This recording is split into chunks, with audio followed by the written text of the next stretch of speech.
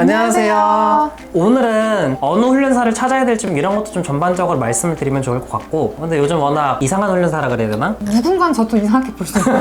그죠? 이건 뭐 주관적인 거라 해야 되나? 맞아. 일단 저희가 방문교육 가서 물론 저희한테 처음 받으시는 보호자분들도 계시지만 다른 업체에 받고 저희한테 다시 문의해주는 경우가 굉장히 많아요. 어떤 교육을 배우셨냐라고 해서 이제 얘기를 들으면 이제 유추가 돼요. 이 방법은 이 훈련사다. 받았구나 이렇게. 그래서 사실 이게 교육이라는 게 정답은 없잖아요. 정답이 없죠. 대신 뭐 그 반려견과 보호자한테 맞는 방법이 있을 뿐. 저희 방법도 어느 훈련사는 아니라고 할 수도 있어요. 뭐 사람들마다 교육 가치관은 다른 거고 하는 방식이 워낙 많고 다르니까요. 왜냐면 저희도 완전 똑같은 건 아니거든요. 맞아요. 사실 저희도 훈련 업계에 있다 보니까 같은 업종에 있는 사람을 까내리는 게 전혀 의미가 없는 일이고 좋지가 않거든요. 맞아. 근데 그냥 내가 생각해서는 좀 납득이 안 되는 것도 있긴 있어요. 그러니까 예를 들면 보통 이제 지즘, 뭐 산책 이런 걸로 많이 가잖아요. 그랬을 때 어떤 거를 많이 들으셨어요? 방법으로? 좀 희한했던 거? 옆구리 찌르기? 저 뿅망치도 들었는데 뿅망치. 뿅망치? 그 방법이 정답이다 아니다라고 말씀드릴 순 없고, 저희는 왜 그런 방법을 안 쓰는지. 일단은 옆구리 찌르기가 좀 훈육이라고 하잖아. 어떻게 보면 개가 짖었을 때 행동을 억제하기 위해서 바로 통제를 하는 건데, 뭐 요즘 여러분들이 많이 아시는 뭐 블로킹도 있고 좀 밀어내기 이런 것도 있는데, 굳이 손가락으로 얘 옆구리를 찔러야 될까라는 의문이 많이 들기는 해요. 그 훈련사의 목적은 센 훈육을 하기 위해서 옆구리를 찌르라고 하는 것 같아요. 근데 그렇게 하다 보면 물론 사람이 있을 때는 안 짖겠지만 사람이 없을 때 짖을 상황이 생기는 거죠. 그리고 손으로 이렇게 직접적으로 무언가를 하면 그 반려견의 손에 대해서 트라우마가 생길 수도 있어요. 우리는 만지려고 하는 건데 싫어할 수도 있고, 그래서 이게 너무 억압하는 방법은 좋지 않다고 생각을 해요. 제가 이제 보호자분들을 이제 교육할 때는 내 강아지한테 하지 않을 건 안 해요. 나의 어떤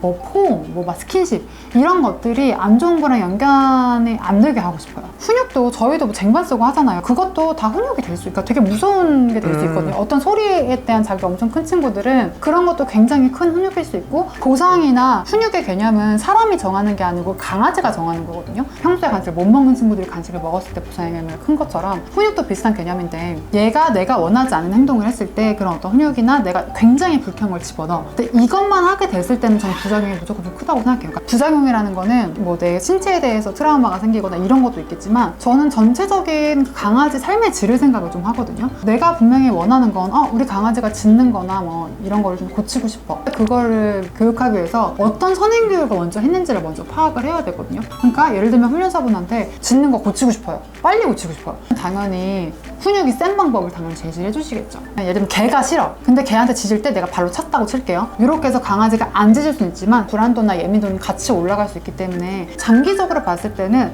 강아지의 삶의 질이 좀 떨어질 수 있다. 보호자분이 빨리 고치는 게 시급하시면 센 훈육만 하는 것이 맞을 수도 있겠지만, 장기적으로 봤을 때는 조금 안 좋은 부분이 더 많을 수도 있다고 생각을 해요. 그리고 페트병도 진짜 많이 들었어요. 페트병.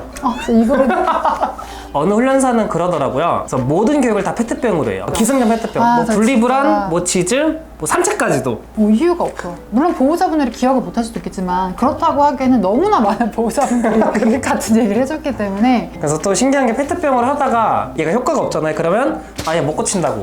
약 먹이라 그러든지. 그랬을 때 피해보는 건 강아지랑 보호자라는 거예요. 저는 그 페트병 방법을 한 10년 전에 좀 많이 들었던 것 같기는 해요. 근데 그건 좀 예전 시대 방법이고, 저희도 어렸을 때는 맞으면서 자랐잖아요. 요즘 어린아이들은 맞으면서 자라지 않았죠. 근데 반려견들도 뭐 예전에는 저희가 몰랐기 때문에 맞으면서 훈련을 받았다고 치지만, 요즘은 너무나도 많은 교육 방식이 있기 때문에 그런 방법은 진짜 좀 아니라고 생각을 해요. 페트병 저도 썼었어요. 그래서 저희 강아지가 고쳐졌었냐? 관계만 안 좋아졌어요. 그러니까 제가 아는 거는 그런 거밖에 없었던 거죠. 그런데 맞아. 지금은 그렇지가 않잖아요. 그걸 찔러도 되고, 뭐 발로 차도 되고, 목소리를 쳐도 되고, 뭘 해도 상관없어요. 그런데 내가 조금 진짜 할 수 있는 방법인지부터 생각하셔야 돼요. 저는 제 강아지 발로 차는 거 안 할 거예요. 엄청 큰 대형견이 있다고 칠게요. 저는 대형견 무서워서 발로 못 찰 것 같거든요.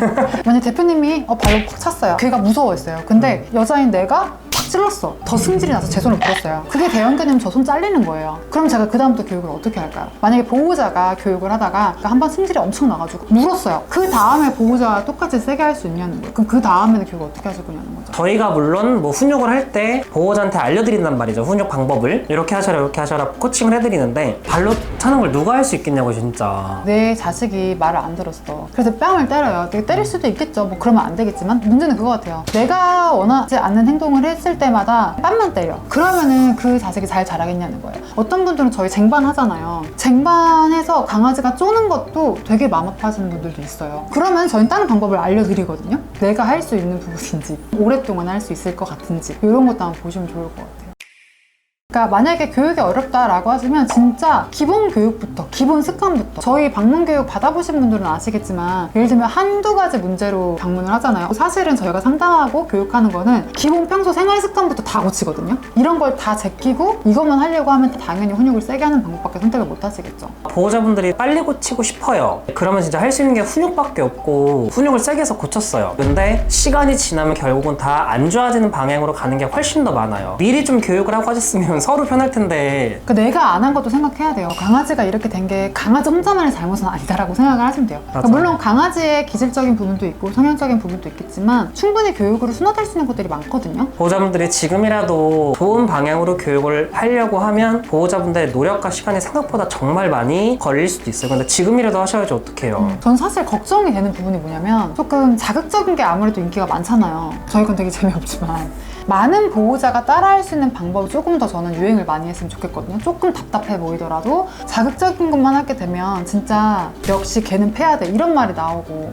그런 게 조금 걱정이 되기는 해요. 그리고 또 그런 것도 많이 들었어요. 목줄 채고 교육하는 거. 물론 산책 교육할 때는 목줄을 차고 있으니까 리드줄을 핸들링을 해서 뭐 당길 수도 있고 그런 건데 실내에서 외부 소리에 뭐 짖는다고 목줄을 당기라는 거죠. 물론 너무 심한 애들은 그렇게 할 수도 있긴 하겠죠. 왜냐면 외부인을 물면 안 되니까. 그래서 제가 물어봤어요. 아니 그럼 뭐 하루 종일 차고 있었어요? 이렇게 여쭤보니까 왜 그 24시간 리드줄까지 채우고 있으라는데요? 이러더라고요. 그러면 리드줄을 하고 있을 때는 얘가 워낙 압박을 많이 당하고 훈육을 많이 당했으니까 물론 리드줄을 차고 있으면 조용히 해요. 그날 리드줄을 풀면 얘는 또 똑같은 거죠. 결국에 제가 좀 공통적으로 많이 말씀드리는 부분은 저희가 쟁반을 쓰든 목줄을 쓰든 저도 목줄을 채요. 근데 그게 사실 정도의 차이인 거죠. 근데 어떤 교육에 어떤 신호를 입히기 위한 아니면 명령을 입히기 위한 도구의 목적을 쓰고 없어져야 되거든요. 내가 만약에 생각했을 때 이 방법을 좀 못하겠다 싶으면 다른 방식도 꼭 물어보시라고 말씀드리거든요. 꼭 물어보셔야 돼요. 교육을 하기 전에 항상 여쭤봐요. 보호자님한테 혹시 이 방법 괜찮으시겠냐 하실 수 있냐고 그러면 괜찮다고 하시면 저희도 진행을 하고 근데 보호자분이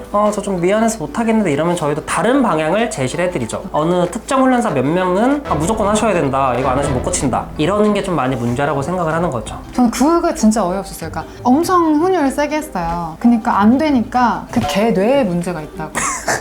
수의사분이 와도 얘 이 행동만 보고 그냥 뇌가 이상하다. 진짜. 요즘 뭐 좋은 훈련사도 워낙 많고 진짜 좋은 교육 방식을 하는 훈련사도 많으니까 그런 분들을 잘 찾으셔가지고 근데 이게 사실 보호자분들은 그러니까 저도 알기 힘들어요. 왜냐면 저희는 들어서 아는 거지만 온라인에서만 보면 진짜 잘해 보여요. 네. 그래서 제가 말씀드리는 게 어떤 훈련사를 만나더라도 내가 이 방식이 조금 나하고는 좀 안 맞는 것 같아 싶을 때 꼭 다른 방식을 물어보시라는 거예요. 맞아요. 그래서 1차적으로 제가 말씀드린 내용으로 옆구리 찌르기? 저 뿅망치도 들었는데 뿅망치. 뿅망치? 최대한 조금 구별을 하시고 나는 좀 못할 것 같다라고 하면 꼭 얘기를 하셔서 다른 솔루션을 받으셨으면 좋겠습니다. 어쨌든 여러분들도 교육에 관심이 있으니까 이 영상을 보시는 거고 비용을 내서 교육을 받으시는 건데 서로 아쉬움 없이 교육을 잘 받으셨으면 좋겠습니다. 오늘도 영상 끝까지 봐주셔서 감사합니다. 톡톡 안녕.